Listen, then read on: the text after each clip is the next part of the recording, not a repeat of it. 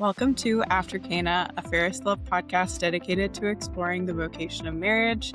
In each episode, we bring you stories, advice, and insights from experts and seasoned couples to help guide you in your journey, whether you're dating, engaged, or newly married. I'm your host, Gabby Quinlan, and today I'll be sharing part 2 of my conversation with Cristina Pineda.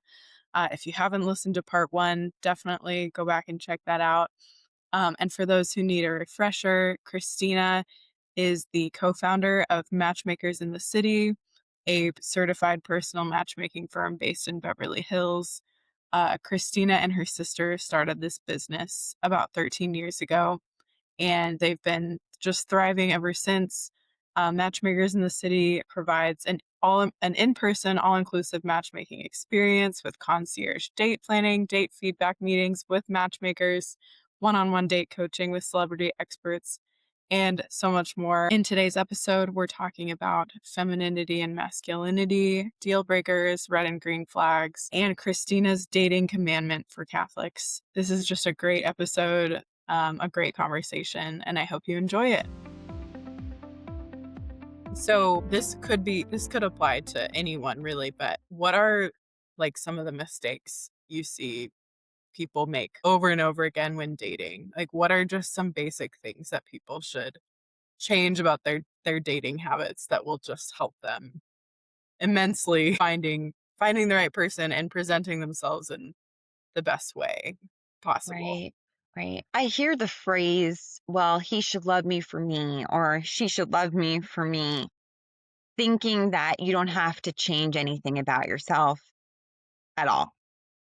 And that's a problem Oh boy. Yeah. because we are on a we are homo viarto, or a man on a journey, or man on a Yes. voyage.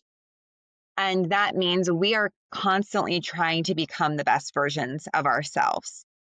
That's how we should be, homo viarto. We should be changing and we should be growing. Even St. Thomas Aquinas, with the personalities, we all are born with certain kinds of strengths and proclivities, but we should be trying to gain the other strengths and the other virtues through our lives.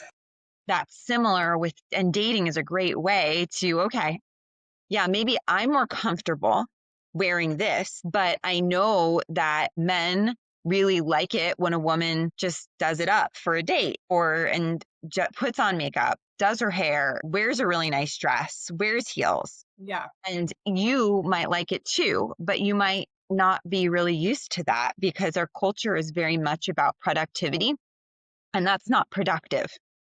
Spending an hour getting ready for a date could feel like a waste of time to someone who's used to a normal job and going to college. And women are not really trained in these feminine ways anymore. It's more just, you're supposed to be making tons of money too.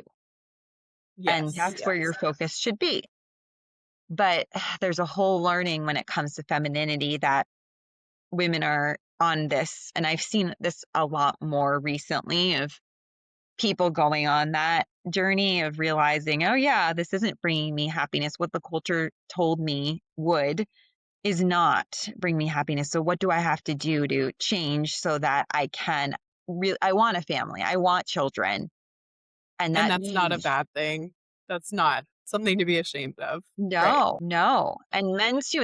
I'm not just talking about women, that's for women, but for men too. Things like you putting an effort in what you wear is very important because women care about that. And you might think you might not have the skill set for that.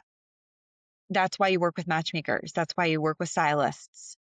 It's not a waste of money. True. It's very important. If you want to be, I always tell people, if you want to get married, it has to be, other than God, it has to be the top priority in your life. So the Lord is number one. But should be number 2. And you need to be willing and able to make the superficial sacrifices. So things like that, of ego, you might have to change things about yourself, but not your values. Who you are. Yeah. No, not your values, not what makes you laugh, not those really just personal elements of yourself. Yes, your manners. Yes, your how you treat men, how you treat women, learning about men, learning about women. Jane Austen, if you read her novels, She's is the a great best. education for, especially I would love men to read this more, but women too. She knows about men. Jane Austen is very wise and she's seen a lot of players and she will show you the truth in some guys because it can be feelings can be very confusing. We want to pay attention to them, but there's also consistency is the most important thing. And it can be very confusing if you're really attracted to someone, but he's not showing the values that, or she's not showing the real values that you would want in a future husband or a future wife. Right. Yeah, that makes sense for sure. So when people come to you with those values or with those ideas of what they potentially might want in a spouse, what are the top things that they're looking for and what are the top deal breakers? I know you mentioned religion is something that you guys have as like a standard deal breaker, Right. but what are people looking for? And what are people not looking for? Yeah. Well, I'll start with our three main deal breakers are wanting to get married, wanting to have children, and religious compatibility. Those three Totally. things those are the only deal breakers that we have. They need to be, though, met. Otherwise, we cannot Yes. even think of matchmaking people. Other things that people, I guess for men, the top things that they're looking for usually are warmth in a woman, of a woman Mm, who's feminine and warm and loving and kind and has yeah. those motherly attributes, and not in a way of telling him what to do, but he just sees this loveliness of her in her. Yeah. Yeah. And really it's holiness of, for both people, what they're really, even though people don't say this, especially if they're not Catholic, but the Catholic ones and the Protestant ones might say holy. I have heard Okay. that before Yeah. actually. But people are attracted to holiness. And for Definitely. men, it looks a little different than for women, but women do really want a leader. They want a man who's just at the top of his game, of his career, of what even if he's not just a top partner in a law firm, but someone who is really just buckled into what he's doing and passionate about what he's doing and wanting the same things as she Yeah. is in those Yeah. next steps. Because often when a man is in a stable place in his career, he's then looking for a wife. That's He's reached that. Now he's able to. And often, if a man isn't in a stable place in his career life, it's very difficult for him to even spend the time to date Yeah. properly. Yeah. It makes sense. And so much of I feel like so much of the male identity is tied up in what they're doing in their work. Right. And so it can be just like a big confidence issue if a man hasn't found like his career or what he's meant to do. Yes. Yeah. Yes. Yes. That's right. And he's supposed to be the protector and the provider. That's why Mhm. he Mhm. has this Totally. insecurity when he It's doesn't innate. have it. And if he's working towards it, he will have that, usually will have that confidence. But Yeah. the men who are intimidated by women, that's usually because he's not ready Yeah. yet.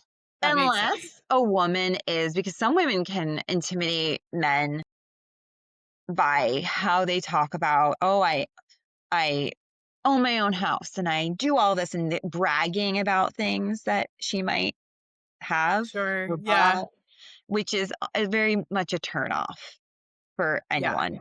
Bragging is Because a it turn off. says, "I don't need anyone else. I'm Right. completely self-sufficient. I'm a Right. girl boss." Right.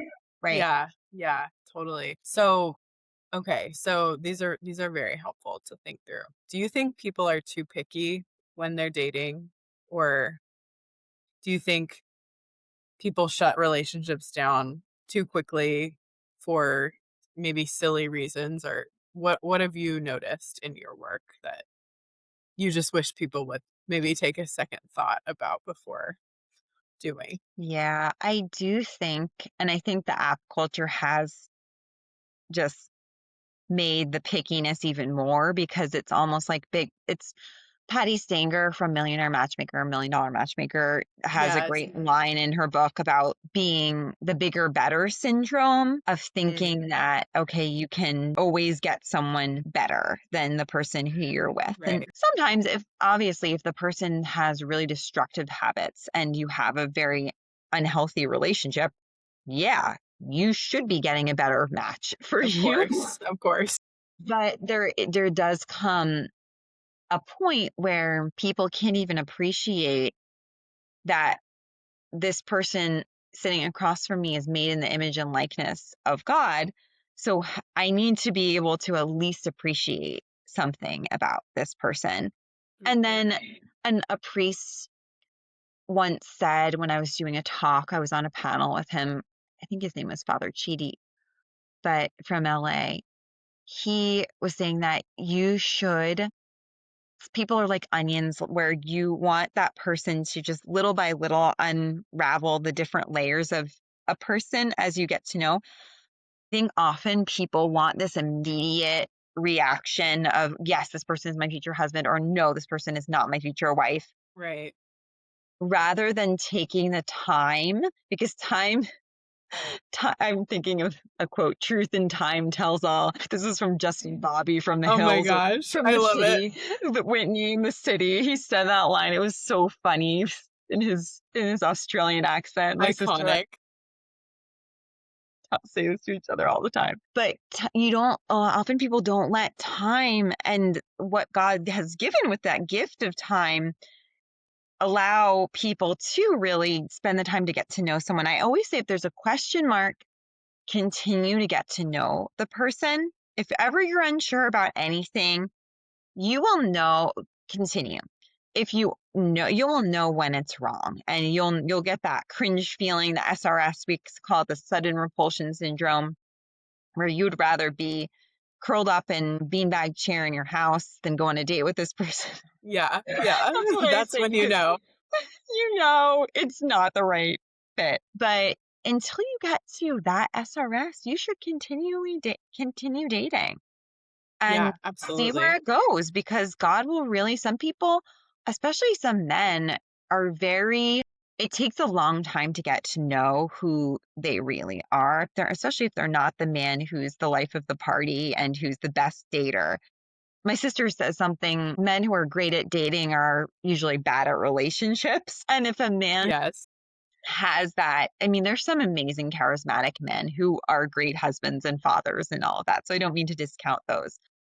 But there are 80% of men who aren't like that and are not the charismatic guys, and who might fumble Right. on something he might say, or might be a little quieter and shy in the beginning. But as you get to know him, you might find, oh, wow, I went over his house when his roommate was there, or whatever the situation, got by yourself, and saw his bookshelf was filled with Catholic books. And that's what he reads. He does Hmm. spiritual reading. We didn't really talk about that. He hasn't bragged about that, but that's amazing that I'm getting to know about him, something that you might not know after a few days. Yeah. Yeah. That's so true. I love it. Um, yeah. I'm just thinking about my husband, and we definitely didn't like hit it off the first time we met. And then little by little, like, realized what an amazing man he was, and he just kept demonstrating all these great qualities. And he's not everyone's cup of tea, but like he's totally my cup of tea. So anyway, it's definitely, it's a temptation to want like the perfect meet cute or the perfect first date or all of these things. But I love your advice of just, if it's a maybe, it's a yes. Right. Right. until you know. That's right. And I think especially that's if great. the man's the pursuer. So if he's Mhm. asking out, I would, until you're at that SRS, just continue. Yeah, that's great advice. Okay, so very quickly, I wanted to know what's a big red flag that you guys notice. You mentioned like in the interviews you can kind of suss out what people are really like sometimes. So what are some red flags that you notice that you think everyone should kind of keep an eye out for? And then Yeah. what are immediate green flags that you're like, yes, this is going to be a good person who's prepared to date. Yeah. The first thing that comes to mind as a red flag is any drug use, marijuana use, and Yeah, excessive drinking too. Those are, definitely. you really need to watch out with that. Yeah, And we often yeah. will not match people who say those things because it's become so much of a part of normal culture to smoke marijuana, which is just so Bizarre to awful, me. Yes, so awful. I And agree. it messes with your mind, it messes with your brain, you change, and it's addictive. Yes, So that is for something sure. to really, and even though it might say, oh, it's just casual, da da da, no, really watch out for that when you're dating. Right. And it's not to mention not in line with the church, Right. especially marijuana. Yes. But yeah, Yes. and excessive drinking too, that is a major problem that breaks up marriages Yes. constantly. So it is Yes. really important to know what you're getting into and Right. to discern like, okay, could this be a potential like alcoholism situation or Right. whatever. So yeah, Right. no, I completely agree. Um, any other red flags or Any addictions, and even sure. asking the Yeah. question about, do you watch porn? Do you just, are there any addictions? And are you on Yeah, any for sure. drug, any medications, any antidepressants, anything like that? You really should figure out when you're dating. Yeah. 100%. And then Yes. green flags, probably qualities more so, but what are some green flags? Yes. Yes. I think the green flags really do show up as time goes on, as you're dating the person. So like consistency is something I mentioned before, of a man consistently reaching out. And for women, this is what I said when I was dating, and I recommend for women to say it too, because you want the man to be reaching out to you and pursuing you. But Yes. sometimes men are confused and they think, well, she's not reaching out to me, so I guess she's not interested, because it's just weird. Our culture is very strange right now Yes, it with is. those things. Should give them, what I said to my husband is, on our first date, I said, I'm a lady. I like it when a man reaches out to me first. So I will not be reaching out to you. But it's not a Yeah. reflection. I do want to go on. I do want to see you again. I do want to go on a date, want to continue. It's just, I won't be reaching out to you first. That's so helpful that you were clear, right? Yeah, you have to be clear with men. Women, they are not mind readers. That's what I hear in our interviews. We ask men and Constantly. women, what do you wish women would know about men? And then women, what do you wish that men knew about women? And the men will always say, we're not mind readers. Being Yeah. straightforward about what your expectations are, what you're looking for, what, don't expect him to know. And that's why that Yep. line's really good, because then he knows, okay, I'm going to be reaching out first. And then if he's consistently planning dates with you, and you're you're just steadily moving forward, even if you're not talking that much during the week, but you are in a consistent rhythm and pattern as you're dating, that's a very good sign. Yeah, absolutely. I love it. Okay, so if you could give Catholic singles one dating commandment, what would it be? It would be to keep your morals and then compromise on the things that aren't that important. And I can explain that if you would like me to, but I wanted to keep it short because it's a We commandment. can clip that. Yeah, that's perfect. Yeah, no, definitely. Why don't you explain that? I think that's great. Great advice. Well, we talked about how your morals, your values, your Catholic faith is the most important thing as you're moving forward in dating in your whole life, whether you're dating or not dating. And if the Lord's calling you to this space for dating, then nothing would change. The things to compromise on are what we talked about earlier. Someone doesn't look exactly like you are picturing your future husband to look, Mhm. or maybe the woman is a little more emotional than you would like for men, because women tend to be emotional and there's things that come up. You're not going to find any woman who doesn't, maybe she's hiding it if she's not, but women are typically pretty emotional. Yep. It all comes out eventually. Right. So having things also, maybe the man doesn't have the exact job or make the exact six-figure salary that a woman might want. Or for men, maybe the woman doesn't look like Barbie. Yeah. Okay. Yeah, There are still beautiful women who may not have that exact blonde hair and body type, but you for can sure. still have an amazing connection with a woman if you open your eyes to what's truly important. That's why for men, I don't want them on Instagram. I don't want them on a lot of social media.